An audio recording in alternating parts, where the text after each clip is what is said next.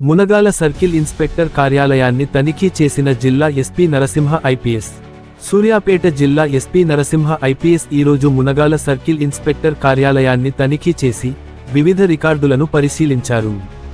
ముందుగా circle inspector Ramakrishna Reddy సిబ్బందితో కలిసి గౌరవ వందనంతో ఎస్పీ గారికి స్వాగతం పలికారు.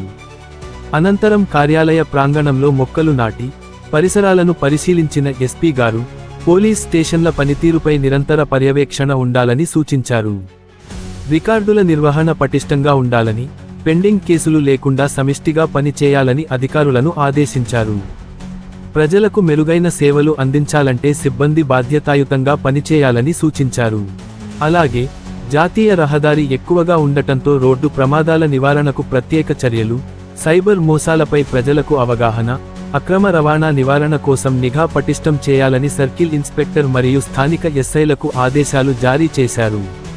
ఈ కార్యక్రమంలో circle inspector Ramakrishna Reddy, special branch inspector Rama Rao, Suryapet ఎస్ఐలు, డిసిఆర్బి సిబ్బంది తదితరులు పాల్గొన్నారు.